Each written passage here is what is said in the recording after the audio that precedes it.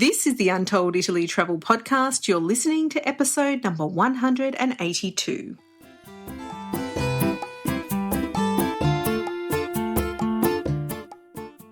Ciao a tutti and benvenuti to Untold Italy, the travel podcast where you go to the towns and villages, mountains and lakes, hills and coastlines of Bella Italia. Each week your host, Katie Clark, takes you on a journey in search of magical landscapes, history, culture, wine, gelato, and of course, a whole lot of pasta. If you're dreaming of Italy and planning future adventures there, you've come to the right place.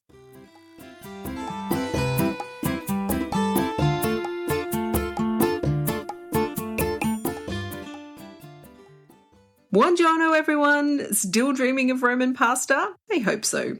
Today we're going to continue our discussion about carbonara, gricia and cacio e pepe from last week's episode featuring Nesim from Full Belly Tours. So if you haven't listened to that one yet, go ahead and catch up with episode 181. On it, Nesim insisted that we talked about the ingredients of Roman pasta, and I'm so glad that we did.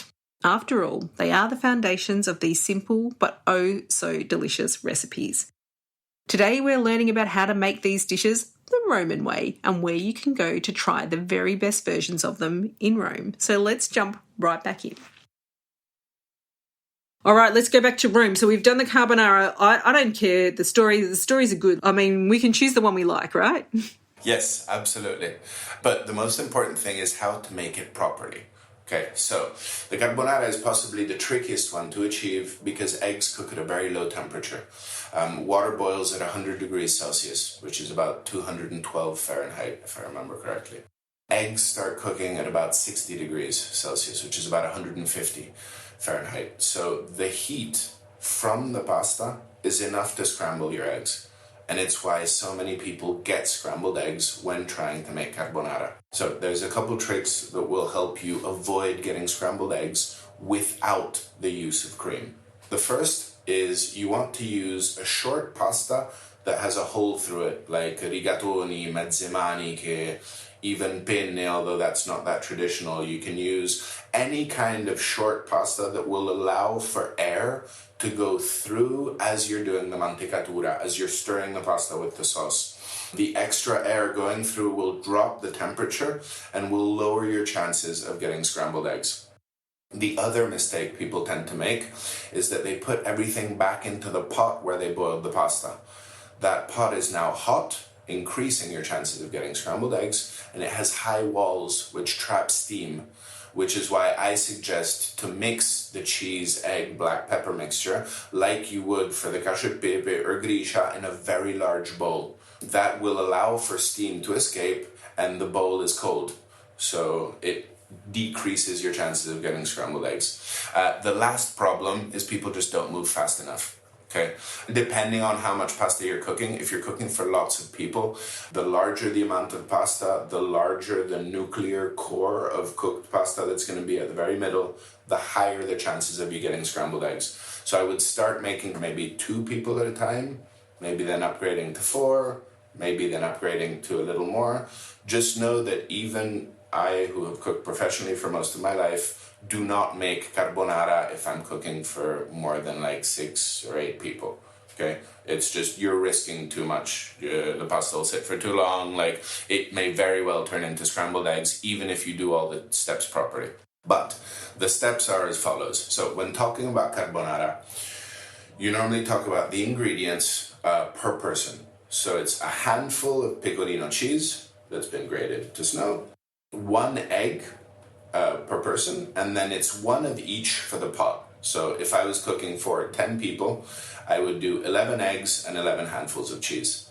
Since we have very differently shaped and sized hands, I now use 4 heaped soup spoons of pecorino Romano, and I like to use 1 egg plus 1 egg yolk, because restaurants, to make this dish richer and more satisfying, will either use 1 egg plus 1 egg yolk or 1 to 3 egg yolks, depending on how rich you want to make it. Okay, I like the whole egg in it, so I do 1 egg plus 1 egg yolk per person and 4 heaped soup spoons of pecorino Romano.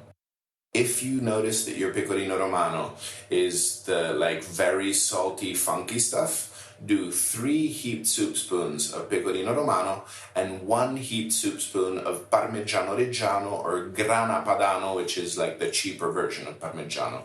And like that, you'll add a little sweetness that will balance out the overt funkiness that pecorino can sometimes have.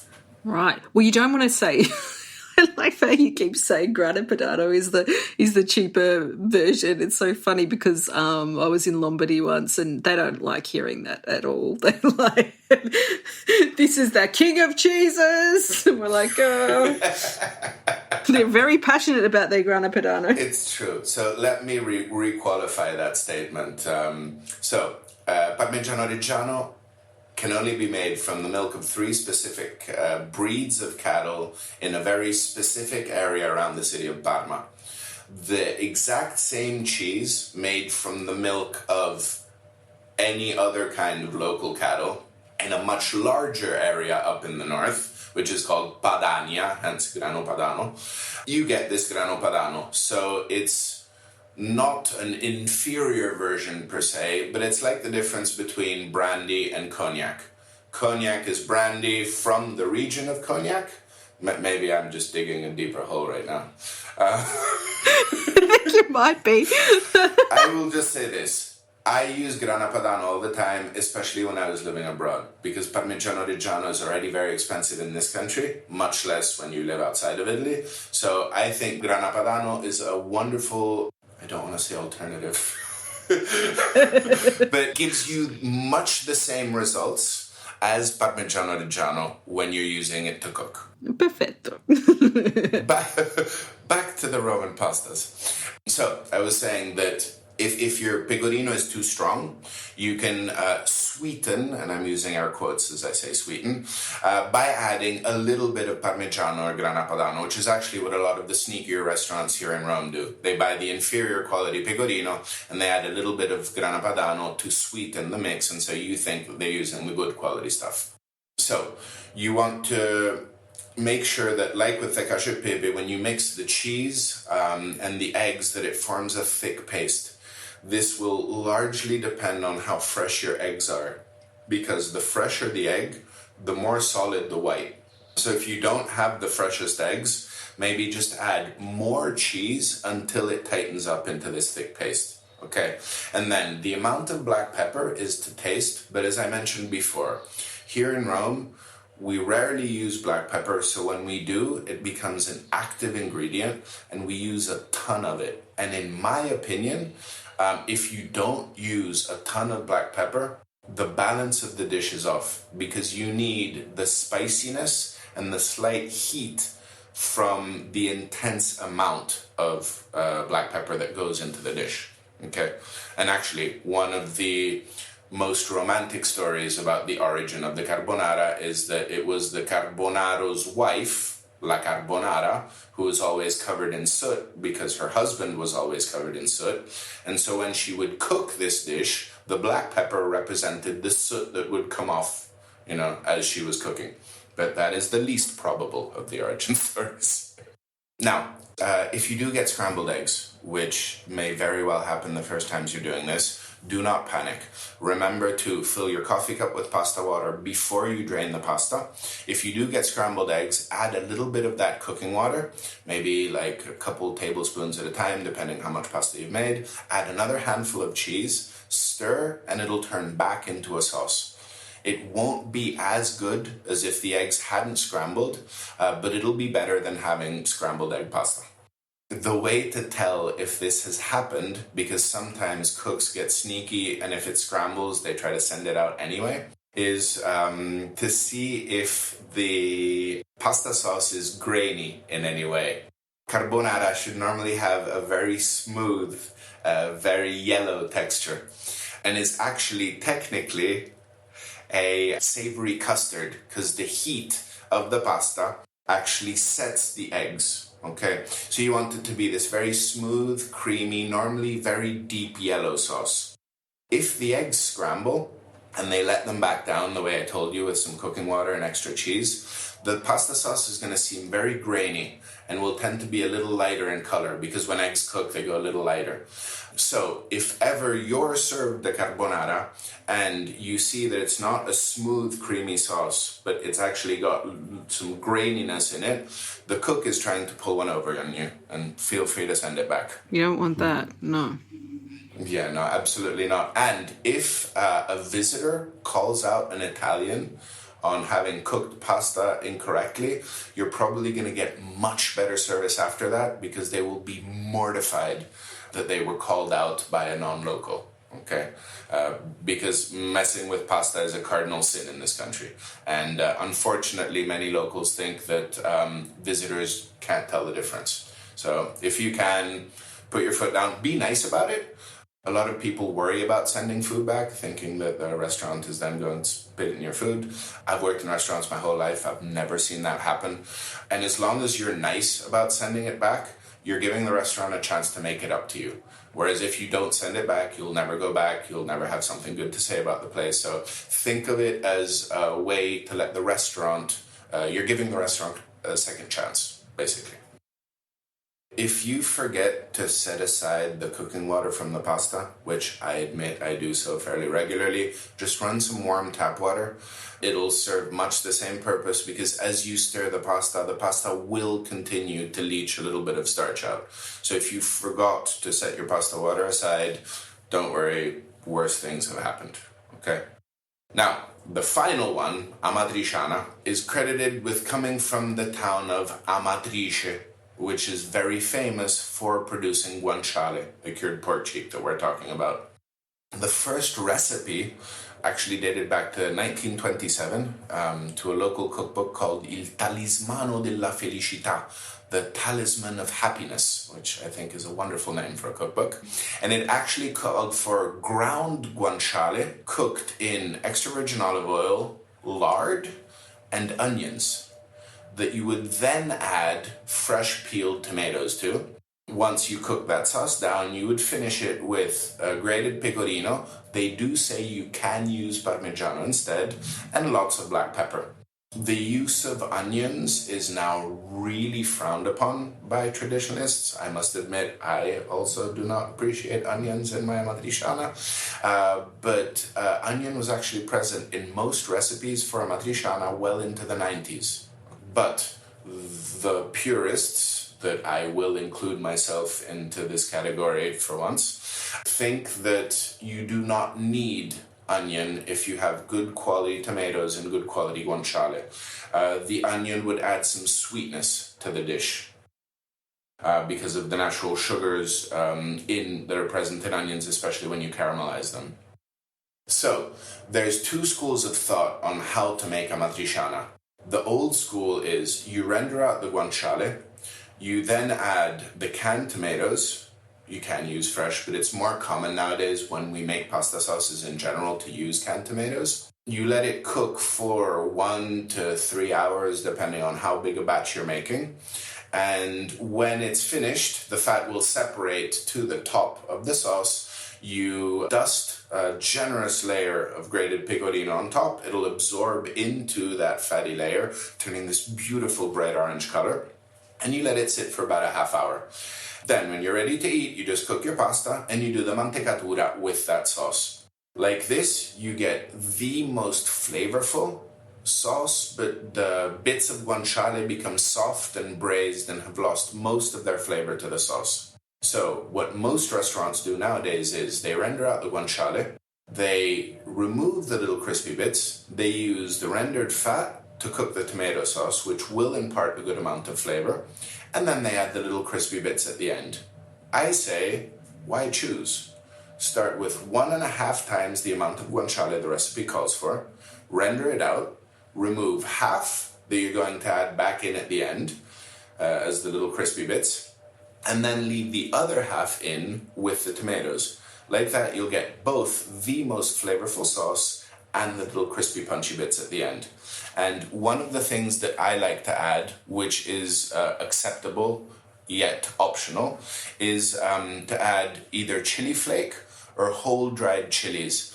I find that flavor marries perfectly with the tomato and the guanciale. Whereas I'm not a big fan of adding black pepper to my amatriciana, but that is also an acceptable option. We always have to do what's acceptable, I think.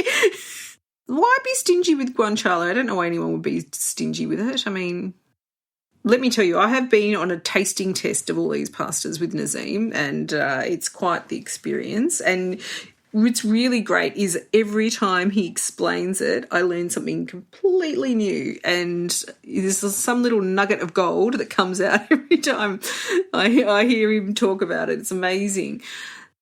Now, Nesim, we know how to make it, but like when we're in Rome, we really, really want to taste it. So where can we go where it's Nesim approved in Rome? We know we're getting the good stuff. I'll tell you the more famous ones that are really good for each specific dish. So for me, the best cacio e pepe that you can get, also because there's some theatrics behind it, is at this place called Felice a Testaccio. Felice is probably the most famous trattoria here in Testaccio, and ordering the cacio e pepe there is really cool because they finish it tableside for you. So the mantecatura, the step of dressing the pasta with the sauce, which is normally done in the kitchen, the waiter will do for you. The waiter comes out with a big bowl of tonnarelli, which is a fresh egg pasta. It's like a squared, thick spaghetti with lots of grated pecorino on top, some cracked black pepper, and a little bit of cooking water under that you don't see. The waiter sets this bowl down in front of you, grabs your fork and your spoon, and they start mixing it really quickly, and it comes together from these 4 disjointed ingredients into this lovely, luscious, creamy sauce right before your eyes. For the gricia, the best one I've had, I admit the gricia is the one that I order less and you tend to find least often, but the best one I've had recently was at a very famous place in Trastevere called Enso al 29. Enso at 29, and it's a little traditional trattoria that's tucked away in like a little alley in Trastevere, a neighborhood that's harder and harder to come by, like good traditional places to eat nowadays. And in fact, that place is super, super busy, getting like really long lines to eat there. For carbonara, I've had a spectacular version at Roscioli. Roscioli is that family that has like a little food empire in the center of town near Campo dei Fiori. And they have excellent versions of all of the Roman pastas, but I remember the carbonara there very fondly. And amatriciana, the place that I have gone ever since I was little is this trattoria in Trastevere called Checco e Carrettiere, where they do the more old school version of the amatriciana, where they braise the guanciale in with the sauce. But you get this super, super flavorful sauce that they serve with paccheri, which are these very big, smooth rigatoni. And they're perfect for catching all the nice little bits of guanciale inside. So those would be my recommendations for where to find these dishes. Yeah, I've been to most of those places, and I have to agree, Felice is very special, and it's good to go there maybe on a weekend, maybe on a Sunday afternoon. You'll have to make a reservation, but absolutely, it's one of those places where the Romans will go and probably have a special occasion dinner, would you say? Yeah, it's definitely a more celebratory kind of place. It gets super, super busy, so you definitely do need to make a reservation, and often you need to call a couple weeks ahead, so word to the wise. It is also the only place I know of in the neighborhood that has multiple seatings. So they do turn tables, and so they'll seat you, if I remember correctly, either at 12:30 or at 2, something along those lines. And actually at Felice, there's also another dish that I feel like I have to mention, which is a variation or like an offshoot of a main called involtini alla Romana. You take a thin slice of a tough cut of beef, you put a slice of prosciutto down, a stalk of celery and carrot, you roll it up and you braise it in tomato sauce for 2 to 3 hours until tender. They take that tomato sauce, a pat of butter, and some parmigiano, and they do the same tableside mantecatura. This dish is called burro e sugo, butter and sauce. And it's one of the ways that we like to finish tomato sauces, to add a little sweetness, as I mentioned before. So that's something to seriously consider. While we're on the topic of other offshoots of dishes that you may find here, the other Roman pasta dishes I would recommend looking for are pagliata, which is a dish made by braising. Now, this is not going to sound particularly sexy to most of you, but it's the intestine of the milk-fed veal or lamb that contains rennet. Rennet is the enzyme that coagulates milk proteins into cheese. So there's some like naturally occurring ricotta in there, and it's simply braised in tomato sauce. And when made properly, it's not funky, it's not gamey in any way. So pagliata is a super traditional dish, often served as a main, and they'll also use it as a pasta sauce. You also have la coda alla vaccinara, which is the most famous Roman oxtail preparation, which is braised in tomato sauce with lots of celery, and they'll sometimes add cocoa, sometimes also adding pine nuts and or raisins, and will often use that tomato sauce to dress pasta with. So it would be normally rigatoni con sugo di coda, sugo being the Roman term for the tomato braising liquid that a meat was cooked in. You also have the famous arrabbiata, which means angry, and that's that spicy tomato sauce. It's a garlic tomato sauce spiked with lots of chilies and lots of fresh parsley. And the last one, which is a more recent invention, is called la pasta alla Zozzona. Zozzona, or zozzo in Roman dialect, means dirty. And it's basically a combination of the four traditional pastas we were talking about before. So cacio e pepe, gricia, carbonara, and amatriciana, with the addition of sausage. You basically render out guanciale and sausage together, and then in a bowl you mix the egg, pecorino, and black pepper. You cook the guanciale and the sausage in tomato sauce, and then you combine everything together. Yeah, you'll probably need to take a nap after it, but it is quite spectacular. Wow. Is that something, like, when I listen to these pasta dishes, it does seem to me that they're best eaten in a, I don't know, winter maybe. It's not, I know it's very, very hot in Rome at the moment. Is it the right time of year to be eating like the sosso? That is a very good question. Incredibly, our diet does not vary that much between winter and summer, so we're still eating these dishes throughout the summer months. Maybe we'll have them more for dinner than for lunch. It is true that seafood tends to come in more prevalently in the summer months because seafood pasta dishes tend to be lighter, especially when you're comparing them to the ones we just spoke about that are, you know, laden with cheese and pork fat, sometimes eggs. But we do eat these dishes year-round. It isn't a seasonal dish like many other areas in the country will have dishes that are seasonal. The Roman diet tends to stay pretty heavy year-round. Maybe we'll have white wine with it instead of red in the winter months to kind of keep things lighter. But we do tend to eat this stuff year-round, even though it doesn't make much sense weather-wise. Oh, well, it's good to know if everyone's in Rome, then they're going to be able to get those dishes. Because I think sometimes, you know, it's a bit disappointing when you miss out on something because you've come at the wrong time of year, you know, like maybe the artichokes in springtime and... No, definitely. But, yeah, you can still get the pasta, so that's the main thing. Yes, yeah. Those you will find all the time. And there are little tweaks that you can use to the things that you would make them different or special would be the type of pepper you use. So you can use traditional black peppercorns, but there's dozens of varieties of types of pepper, wild ones, green peppercorns, picked peppercorns, so you could play with that. The type of pecorino will also play into it. Some people prefer using other types of pecorino, although it wouldn't be super traditional. But this especially goes back to what I was talking about the better quality pecorino being the sweeter kind. Okay. And the last thing that you could play around with is where the guanciale is from and what it's cured with. Guanciale will always have one side that's covered by the skin, which protects it.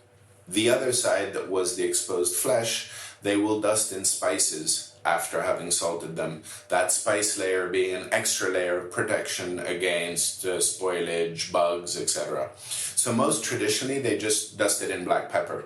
Many places will do black pepper and chili flake. Some places do just chili flake.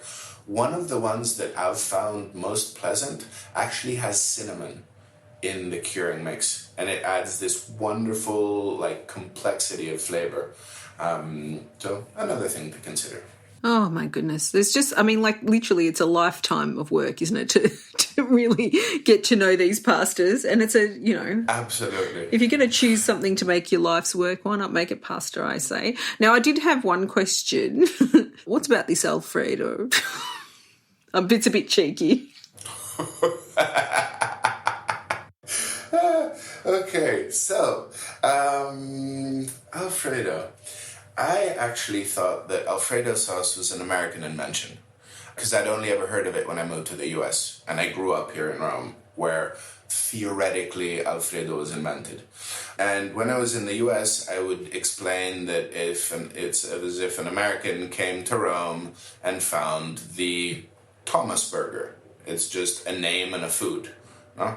Whereas supposedly there are two restaurants that have claimed to have invented the fettuccine all'Alfredo. Both restaurants are called Alfredo. One is called Alfredo alla Scrofa, which is on a street called Via della Scrofa, and the other one is, I think, just called Alfredo, and it's right off of Via del Corso. These are both in the dead center of town, which already in and of itself kind of isn't the best sign for a dining establishment in this city. But I've actually been to one of these because people kept asking me on tour about the Alfredo dish, and having never tried it, one day my wife and I said, all right, let's go to the more famous one of the two and see what this dish is all about. I have rarely been more disappointed when being served pasta. It was a bowl of really, really thin fettuccine that were cooked to the point where you could break them apart with your tongue in your mouth, dressed with a ton of butter and parmigiano, which is fine. I mean, adding butter and parmigiano to stuff will always make something taste good, but it costs something like 20 euros and has nothing to do with what Alfredo is in the rest of the world. Like in the rest of the world, Alfredo is a cream sauce. And in both cases here in Rome, it's just going to be butter and cheese. So feel free to check it out, but let's just say I'm not going to be heading back there anytime soon. Isn't that what they serve kids? Well, actually, that's a good point. When, the first sauces that you serve kids, absolutely, is just pasta with butter and cheese. And especially if you're not feeling well, I tend to associate butter and cheese to when I was little and I had a tummy ache. And so my mom would make me white rice and put just a little bit of butter and a little bit of parmigiano. So yeah, it is more of a kids type dish and is not something that Romans eat or necessarily know is a Roman thing. I repeat, I thought it was just an American invention. Yeah. I don't know about the rest of our listeners, but when I was sick, I think we just had crackers. We didn't have the Parmigiano Reggiano cheese. Yeah, we're a little spoiled in this part of the world. Yeah, and I think I would like to say that our listeners are very sophisticated and very interested in learning about all the different types of pasta, and it's just been an absolute pleasure, as always, today to hear you talking about this with so much passion. And everyone, if you're going to Rome, definitely meet up with Nesim if you can, because he has got just a really great way of sharing the culture of the food of his city and his neighbourhood. Now, Nesim, how can people reach out to you if they want to join a food tour, if they want to follow you on social media, which is also a good idea? You can reach me on Instagram at fullbellytours. You can also visit my website. It's fullbellytours.com, where you can actually book through the website now. And you can always reach me by email at info@fullbellytours.com. Ah, fantastic. It's just so great to see you doing what you do best, talking about food and showing people around. And if you are in the Testaccio neighbourhood, you are definitely definitely going to bump into Nesim at some stage, whether it's at the market or at the gelato shop or at the pizza shop. It's quite a fun thing to do. It's just you'll spot Nesim everywhere. So grazie Nesim. Thank you so much for joining us on Untold Italy today, and so much looking forward to getting back to Rome and continuing my food adventures with you. I cannot wait. Thanks again for having me. It's always so much fun. Anytime, Nesim. Now, as you heard, I find chatting with Nesim so much fun. He's always dropping little nuggets of gold and life-changing hints, like the fine grating of the Parmigiano Reggiano cheese. I mean, it's obvious when you think about it, but sometimes it just has to be spelled out by someone with subject matter authority like Nesim. If you'd like to learn more about Roman food with Nesim, why not join him on a food tour of Testaccio, his local neighbourhood? He's in great demand these days, so book in early. And I'm talking about next year, folks. It's very, very busy there in Rome. All the tour details are on our show notes, as well as Nesim's social media accounts at untolditaly.com/182 for episode 182. Grazie. Thanks once again for tuning into Untold Italy. We just love that you listen to us on your walks, road trips, folding laundry, and whatever you're doing around the world. And we are so thrilled each time you leave us a 5-star rating and review. It truly makes our day, maybe even more than a pasta dish that's been finished off with the perfect mantecatura. That's all for today. Next week, we're talking to a truly inspirational woman about accessible travel in Italy. But until then, it's ciao for now. The Untold Italy podcast is an independent production. Podcast editing, audio production and website development by Mark Hatter, production assistance and content writing by the other Katie Clark. Yes, there are two of us. For more information about Untold Italy, please visit untolditaly.com.